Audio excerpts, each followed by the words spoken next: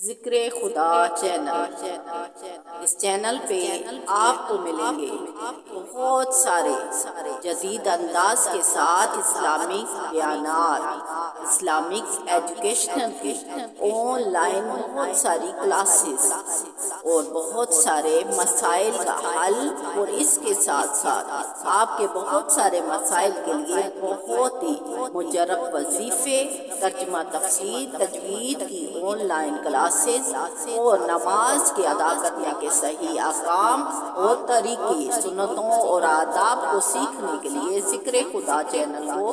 ابھی جلدی سے سبسکرائب کریں، لائک کریں اور دوسرے لوگوں تک صدقہ جاریہ کی نیت سے ضرور شیئر کریں تاکہ اللہ تبارک و تعالی علم دین کو تمام لوگوں تک پہنچا دے۔ آئیے ذکر خدا کو دیکھتے ہیں۔ اعوذ باللہ من الشیطان الرجیم، بسم اللہ الرحمن الرحیم۔ ناظرین کرام، تفسیر القرآن کورس کے ساتھ ایک دفعہ پھر آپ کی خدمت میں حاضر ہوں۔ آج کے اس سبق میں ہم نے سورۃ البقرہ پارہ نمبر 2 اور رکوع نمبر 12 کو تلاوت کرنا ہے، لفظی ترجمہ پڑھنا ہے اور کچھ آیات کی تفسیر کو پڑھیں گے کہ اللہ تبارک و تعالیٰ نے ان آیات کے اندر ہمارے لیے کون سے احکامات نازل فرمائے۔ سبق شروع کرنے سے پہلے آپ تمام بہن بھائیوں سے درخواست کرتی ہوں کہ اگر چینل پر نئے ہیں تو چینل کو ضرور سبسکرائب کر لیں، ویڈیو کو لائک اور شیئر کرنا نہ بھولا کریں تاکہ اللہ تبارک و تعالیٰ اس کام کو ہمارے لیے صدقہ جاریہ بنا دے۔ آئیے شروع کرتے ہیں۔ بسم اللہ الرحمن الرحیم۔ یسألونک، وہ پوچھتے ہیں آپ صلی اللہ تعالیٰ علیہ وآلہ وسلم سے عن المحیض، حیض کے بارے میں، یعنی اللہ تبارک و تعالیٰ آپ صلی اللہ تعالیٰ علیہ وآلہ وسلم کو مخاطب کرتے ہوئے فرما رہے ہیں، یا نبی محترم، مسلمان آپ سے حیض کے متعلق پوچھ رہے ہیں۔ یہ آیات مبارکہ عرب کے لوگوں اور مسلمانوں کے سوال کے اوپر نازل ہوئی۔ عرب کے لوگوں میں یہود، مجوس، جودے، ان جیسی کچھ باتیں پائی جاتی تھی، یعنی وہ حائضہ عورتوں سے کمال نفرت رکھتے تھے، ساتھ کھانا پینا، ایک مکان میں رہنا انہیں گوارا نہ تھا، بلکہ شدت اس حد تک پہنچ گئی تھی کہ ایک دوسرے سے کلام بھی نہ کرتے اور گھروں میں داخل ہونا حرام سمجھتے۔ جبکہ اس کے علاوہ نصارہ کے ہاں یہ حالات تھے کہ وہ حیض کے ایام میں عورتوں کے ساتھ بڑی ہی محبت سے مشغول ہوتے۔ مسلمانوں نے جب آپ صلی اللہ تعالیٰ علیہ وآلہ وسلم سے سوال کیا کہ ان دونوں میں سے کون سا کام صحیح ہے، تو اللہ تبارک و تعالیٰ نے یہ آیات مبارکہ نازل فرمائی اور فرمایا، کیا نبی محترم فرما دیجئے، کل کہہ دیجئے، ہوا وہ ازن گندگی ہے، فاعتزلوا پس چھوڑ دو یا دور رہو، نساء عورتوں سے، فی المحیض حیض کے دنوں میں، ولا نہ تقربوہن قریب جاؤ ان کے، حتیٰ یہاں تک کہ یطہرن وہ پاک ہو جائیں۔ یعنی اللہ تبارک و تعالیٰ نے کہا کہ نبی محترم مسلمانوں سے فرما دیجئے کہ وہ حیض کی حالت میں عورت کے قریب نہ جائیں جب تک کہ وہ عورت پاک نہ ہو جائے، فائزہ اور جب تطہرن وہ پاک ہو جائے، فاتوہن تو پس تم قریب جاؤ ان کے، من حیث جہاں سے تم چاہو، یعنی جس طریقے سے تم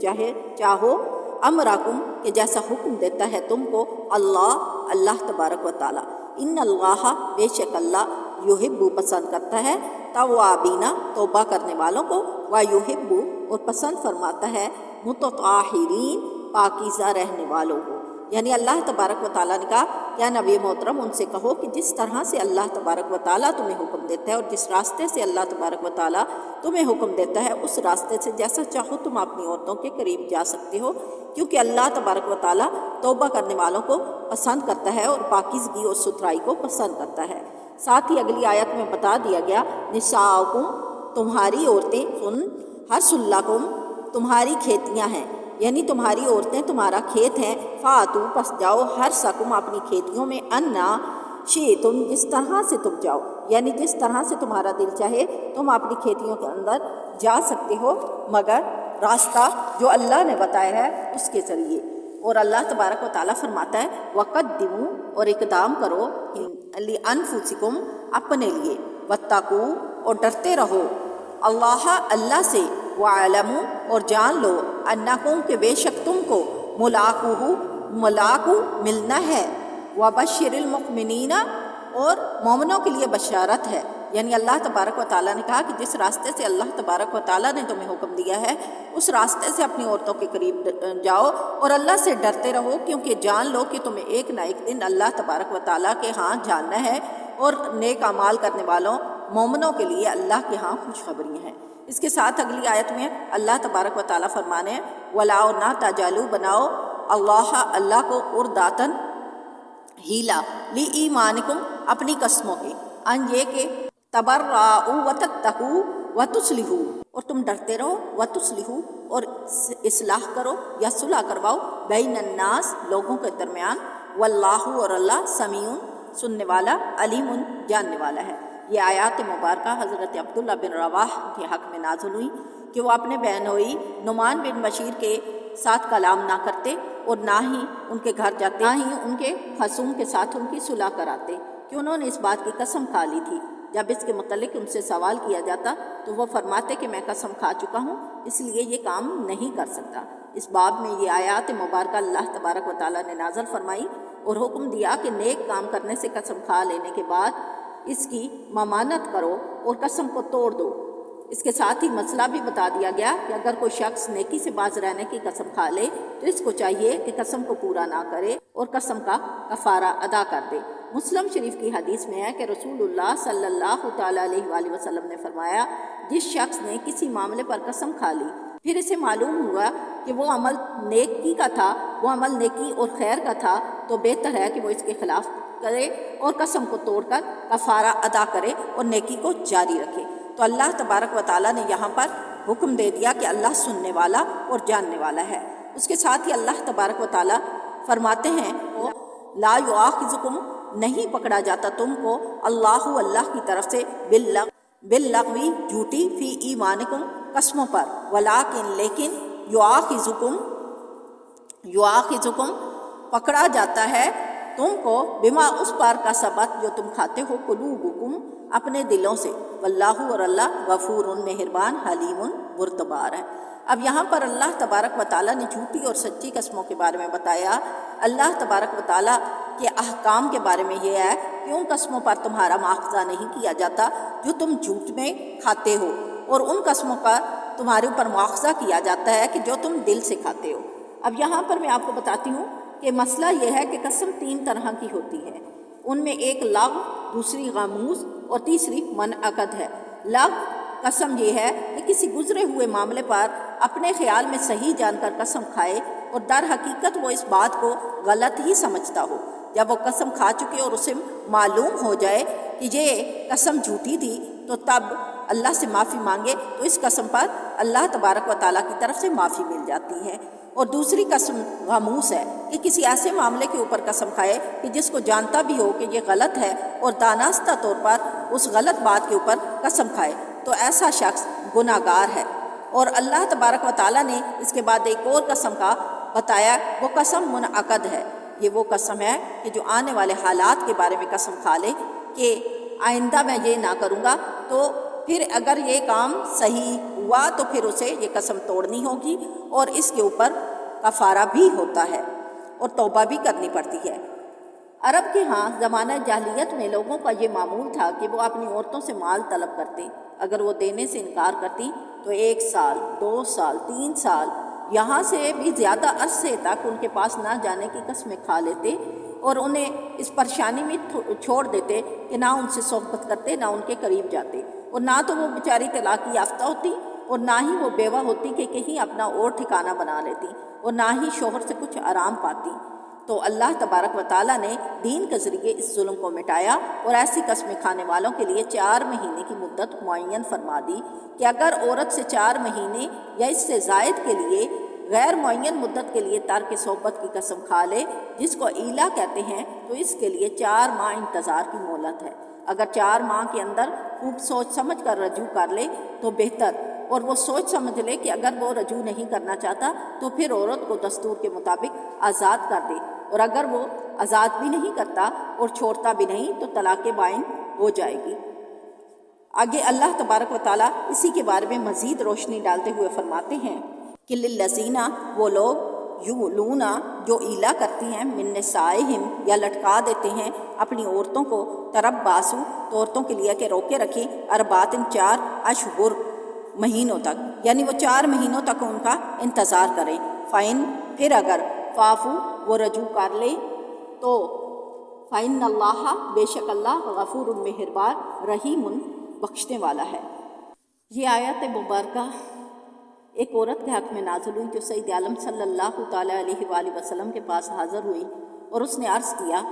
کہ اس کے شوہر نے کہا ہے کہ وہ اس کو طلاق دیتا اور رجت کرتا رہے گا، ہر مرتبہ جب طلاق کی عدت گزرنے کا قریب ہوگی رجت کر لے گا، پھر طلاق دے دے گا، اسی طرح عمر بھر اس کو قید رکھے گا۔ تو اس پر اللہ تبارک و تعالیٰ نے یہ آیات مبارکہ نازل فرمائی کہ جو لوگ اپنی عورتوں کے ساتھ ایلا کرتے ہیں تو ان کو یہ ہے کہ 4 حیض تک مہلت ہے، پھر اگر وہ لوٹ آئیں تو بس اللہ بخشنے والا ہے، اور اگر 4 ماہ تک وہ نہیں لوٹتے تو پھر طلاق بائن پڑ جائے گی۔ اور ساتھ ہی حکم دے دیا گیا وَإِنْ اور اگر عزم ہو وہ عزم کر لیں طلاق دینے کا فَإِنَّ اللَّهَ تو بے شک اللہ سمیع سننے والا ہے، علیم جاننے والا ہے۔